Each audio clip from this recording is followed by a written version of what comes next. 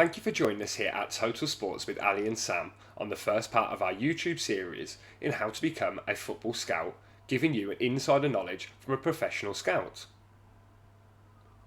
I'd like to give you a little bit of a background on my journey so far as a football scout and how it all began. Like most people, I love football and I was a football coach prior to lockdown and the COVID issues happening. When COVID happened, obviously we couldn't coach and we couldn't spend time with our players, so I turned my eye to looking at talent ID. When I looked online, I found few qualifications, but the one that I opted for was the PFSA Level 2 in talent identification. But obviously there are many other qualifications and organisation bodies out there, and we will touch on those further in our series. To give you an insight of where it all began for me, I started as a video scout for a team in Denmark, and I was producing scout reports on opposition players and teams in general. There are different types of scout, and we are going to touch on that as we go through our video. I'm hoping that my journey as a football scout is going to be relatable to you guys, and some of the information that I come across in this web series will certainly help you further your career or your start in football scouting. As a football scout, I've worked for many clubs in many countries around the world, such as England, Spain, Scotland, Serbia, Australia, Samoa and Denmark, amongst others. In that time, I have produced over 1,000 scout reports on individual players, teams and opposition reports.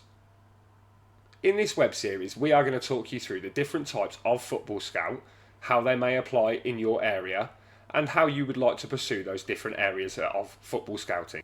Let's now turn our attention to the type of scouts there are within the game of football. The first scout that we're looking at is an academy scout. An academy scout is a scout that works for a club that goes down to grassroots games of football to look at players that they would like to sign for their pre-academy or full academy sides.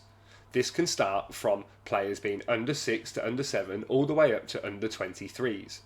In the United Kingdom, you will need an FA Level 1 in Talent ID in order to have one of these roles in this country.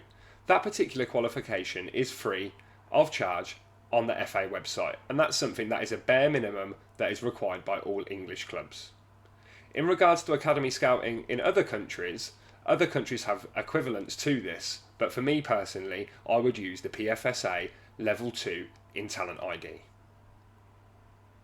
When looking at academy players, you are looking at young children who are looking to develop and pursue their dreams into a professional setup. You must remember that with academy players, you need permission to go and watch those players play, and you also need to tell the coaches of each team that you are going to be at the game. This is due to safeguarding issues. The next role that you have in football is the first team scout. With being a first team scout, this could be in person, or this could also be as a video scout, which is where I started my scouting journey. For this role, you could be asked and tasked to do several different things. You could be asked to look at one player on their own, you could be asked to look at a certain age range of players or a position, or you could be tasked with looking at the whole team themselves. This is certainly down to whatever the requirements of the club that you are working for at the time have. The next scouting role that you have within the football industry is the opposition scout. An opposition scout is employed by a team, and they are looking at the opposition that the club will be playing in the next 2, 3, 4, 5, 6 weeks in order to get an idea of how the team play and any weaknesses that the team that you work for can exploit.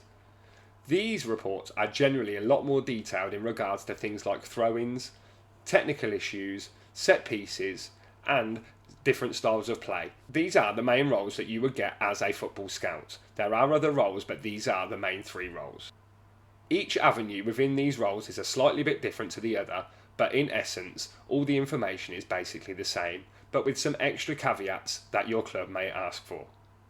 Next up, we're going to look at the different governing bodies who offer different qualifications that you may wish to look at. As we touched on before, many of the clubs in the English Football League and the non-league look for the FA Level 1 in Talent Identification. This is a generic talent identification qualification that anyone can do via the FA learning page, and this is free of charge. There are independent providers of such scouting qualifications, and we're going to look at those now.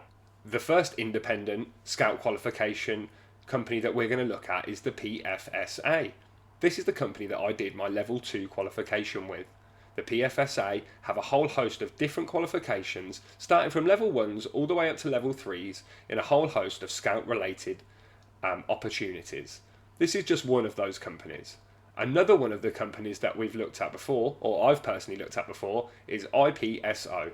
This is run by Colin Chambers, who has a very good, in-depth insider knowledge of how the scouting business works due to his years of experience in the professional setting. This is also a really good provider of independent qualifications in the scouting world. The last scouting organisation that we're looking at that offers qualifications is AFCAS. AFCAS is a relatively new boy to the scouting world, but are industry experts in what is required for talent identification. In the next part of our YouTube series of how to become a football scout, we are going to discuss how to develop your own personal knowledge and how to develop a unique selling point in order to approach clubs that you wish to scout for. Thank you for joining us on part 1 of our YouTube series. If you have liked our content and would like to find out more, please subscribe to our channel and hit the notifications button for part 2 of our video. Thanks for watching, guys, and we'll see you soon.